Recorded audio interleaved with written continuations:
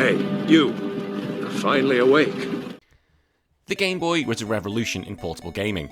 It gave us timeless classics like Tetris and The Legend of Zelda: Link's Awakening. But not every game on the system was a winner. In fact, some were downright disasters.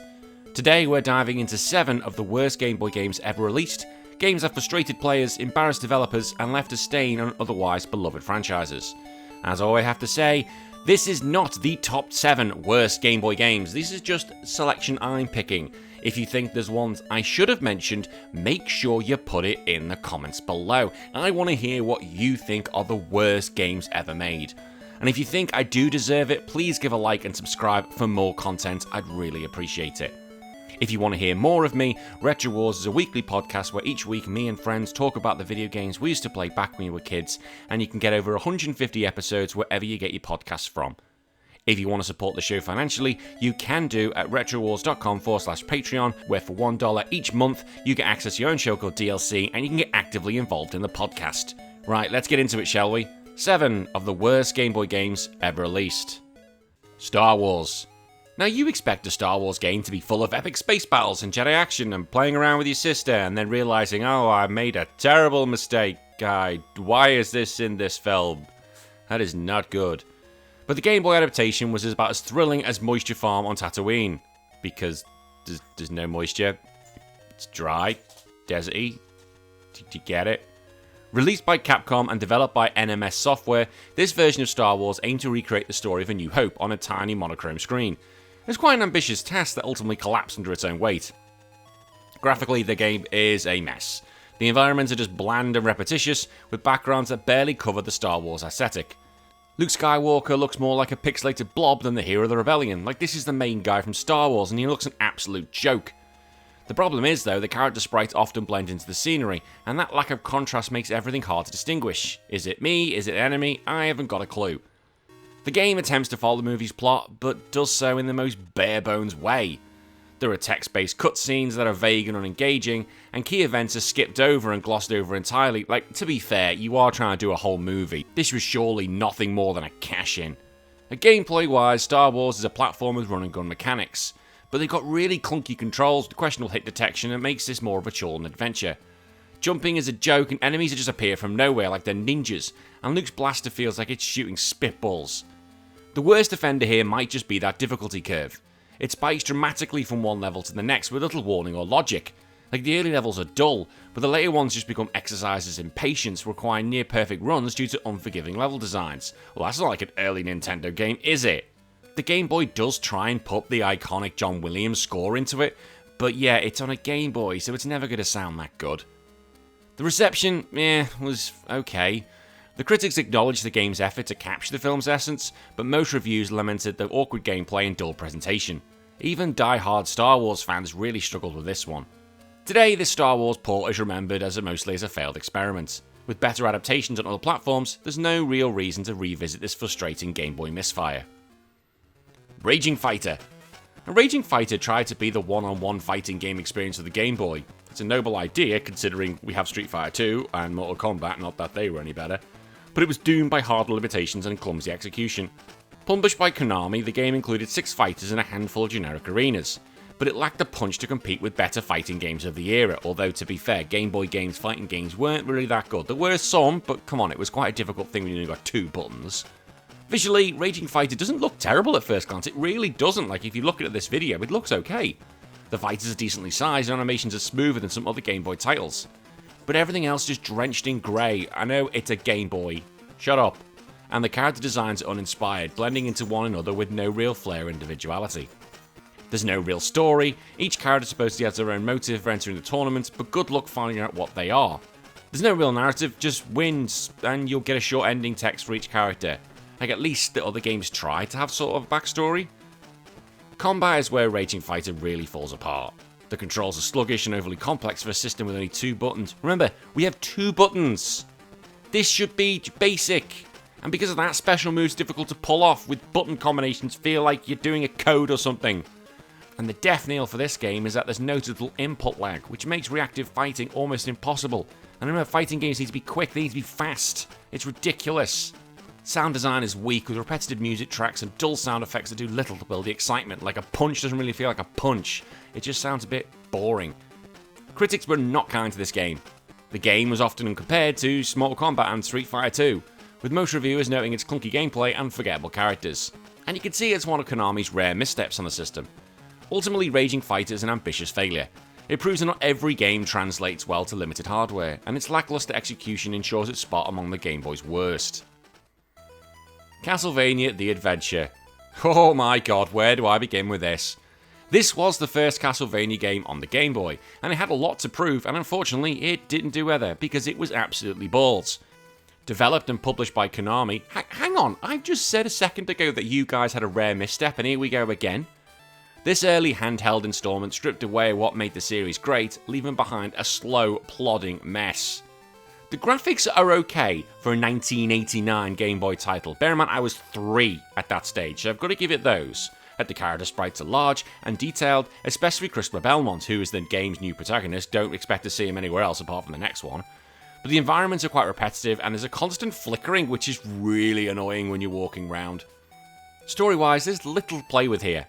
You're Christopher Belmont, ancestor of Simon, and your mission is to destroy Dracula. That's it.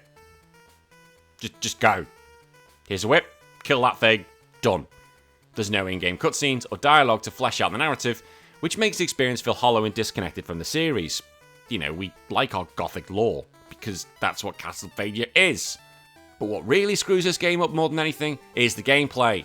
Christopher just moves so goddamn frickin' slow. It's ridiculous, and his jumps are absolutely stiff. The enemy placement here is a pain in the arse, and sometimes I really think the game is against me. Well, it is. It is against me, but come on, there's got to be some sort of thing. What really annoys me are these big giant ball things. They use them all the time, and they always seem to goddamn hit me no matter what direction I go. No matter how many save states I used a lot, I always keep getting smacked in the face by these things. Like, I'm not one for getting smacked in the face by balls, but stop throwing them at me. I can't bat them away, you can't hit them, you just gotta dodge them. And I'm sorry, there's no way you can dodge that many balls to the face. Ridiculous. The most baffling design choice here might be that power-up system. Instead of building up stronger weapons, you actually lose power when you get hit, meaning one mistake could ruin your entire strategy. Now that's harsh, and that's not in a fun way. So yes, save states were used dramatically when I did this playthrough. The music, to be fair, is okay. There's a few Castlevania tunes making the appearances, but they loop quite quickly and don't compensate for the sluggish pacing, because, yeah, you can put the best music on in the world. I don't care if you put Beethoven's Symphony on there. I don't really care if the gameplay is absolutely shite. Upon release, the adventure received mixed and negative reviews. Fans were excited to play Castlevania on the go. I was!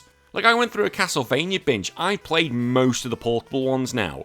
I've played so much Castlevania, I do it for the podcast sometimes. I just get hooked on a series, leave me alone. But I really hated this game. Like, absolutely. If someone showed me a copy of this, I don't know, if I became famous and asked me to sign it, I'd sign it and I'd wedge it up your arse because it's absolutely disgraceful. Despite having 2 better sequels on the Game Boy, I've not played the second. The third's better, it is, but don't be expecting fanfares from this one.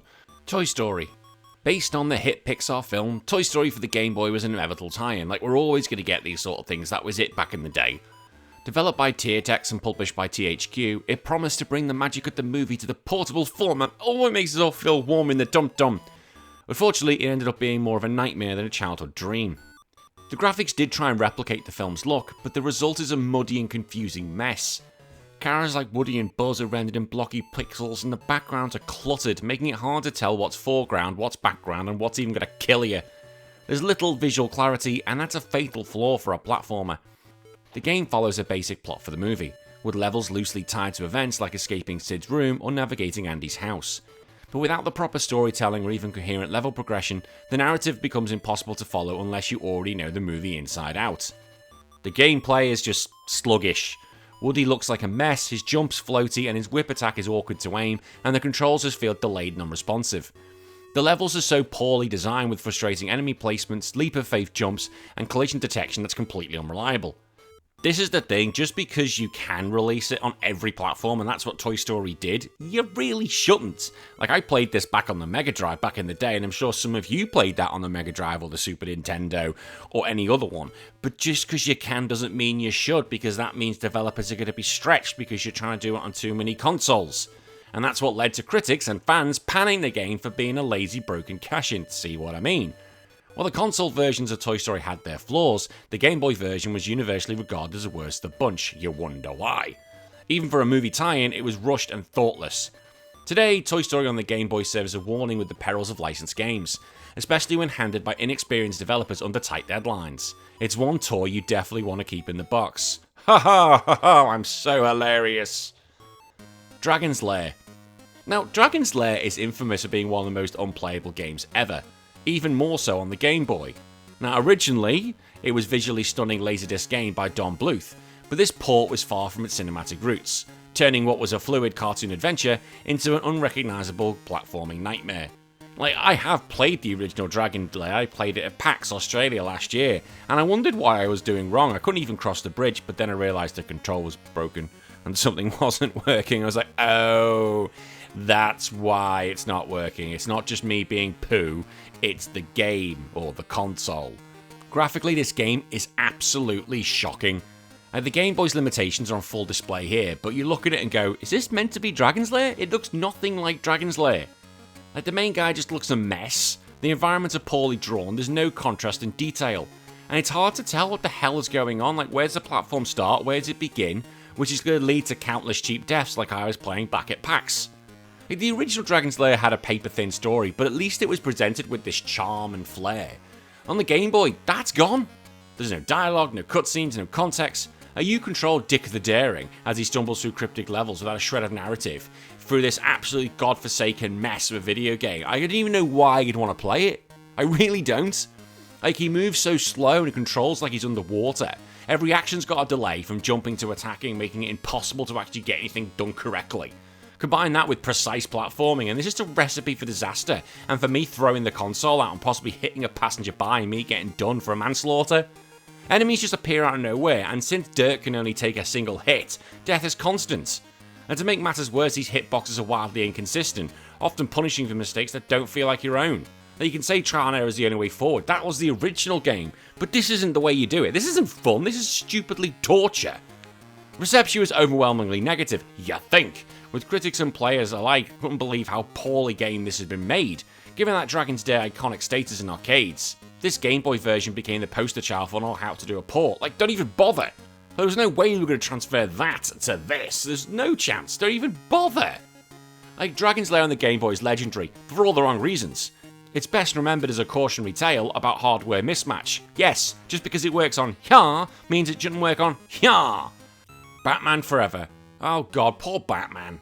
How many times have we talked about Batman on this channel? How many times have we talked about Batman Forever on this channel?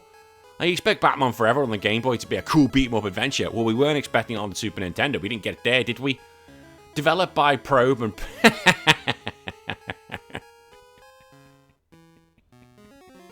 I'm so mature. Developed by Probe and published by Acclaim, this tie-in to the 1990 film somehow makes fighting crime feel like a punishment. Visually, it's trying again what it did in Mortal Kombat, having those digitalized sprites. But it just looks dreadful. Batman himself looks horrific, the enemies look horrific. I just don't like it. Like, the story attempts to follow the movie's plot with Batman battling Two-Face and the Riddler. But good luck to find out what the hell's going on. Again, like with many games on this list, there's no cutscenes or meaningful text. You just dropped into a level and expected to know what to do, where to go, and who to punch. Probably yourself. Probably the person who bought this game. Actually, that's probably unfair, because this was 1995. I would have been 9 years old, and that would have led to me punching my mother, and she would have kicked my ass how I did that. Imagine that. Thanks, mother, for buying me this game. Toosh! And just knock her out. Oh, that would not have gone down very well. Controls, as you expect, are horrendous. Everything requires awkward button combinations, and this is Batman. He's a ninja. He should be able to do stuff. No, because Batman just feels sluggish. His punches and kicks have no weight, and enemies often swarm you, and you just get beaten up. Batman shouldn't get beaten up. Batman should do the beating up. Batman should be breaking arms and legs and laughing when he's doing it. I don't know, does he laugh when he does it? But he should be, because he's a ninja. Badass ninja. And the game does feature unnecessary items and weapons that make no difference to the actual play. Critics at the time lambasted the game for its awful controls and confusing level design. Even among other movie tie-ins, Batman Forever stood out as a particularly egregious failure, with some magazines labelling it nearly unplayable. And considering we've got the Mega Drive and Super Nintendo version, that's saying something. In hindsight, Batman Forever, and in reality, the whole Batman Forever series on all the consoles was just a low point for Batman and gaming in general. And despite the popularity of the character, Batman Forever, just any of them, should just be left and locked away in Arkham forever. And finally, Pokémon. As if I was actually going to say Pokémon. I love Pokémon. I was one of the best in the world at Pokémon at a stage. True fact, I was. But as if the amount of people then who probably went for the dislike button or the comment button or probably spat out the tea or had a poop on the toilet would have been immense. The anger generated by that. Oh, sorry. I just couldn't resist. I love Pokemon. I really do. Finally, Pit Fighter. Oh, we're back here with Pit Fighter again, aren't we? Pit Fighter was a bad arcade game to begin with, but the Game Boy version managed to make it even worse, as if the Super Nintendo version wasn't bad enough, we had a Game Boy version. Developed by Tengen, the port tried to condense a digitalized 3D-style fighting animation game into a small 2-button format, and it just failed in every single way. The graphics are an absolute eyesore, and with the Game Boy's black and white palette, it just makes it nearly impossible to tell the fighters apart, or even see what the hell is going on. Sprites flicker constantly, and the action often turns into a jumbled mix of pixels. It's disorienting, and like myself, ugly to look at. The game features 3 fighters, Buzz, Tai, and Kato, each a generic brawler with no personality. There's no real story, aside from fight your way to the top, and no explanation for why you're battling in front of jeering crowds in a dingy warehouse.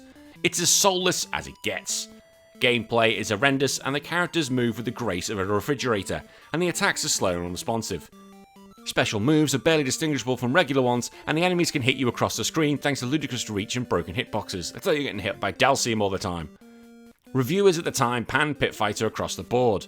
It's seen as a cash-in on a dying arcade fad, with zero effort put into adapting the gameplay for a handheld audience. Well, they didn't bother with the other versions, why bother here? Even among bad fighting games, this one stood out for all the wrong reasons. Today, Pit Fighter on the Game Boy is a reminder of how bad ports can be when corners are cut and quality is ignored. Or if everything is ignored. It's not just one of the worst Game Boy games, it's actually one of the worst games ever. Period. And that's it. 7 of the worst Game Boy games ever made.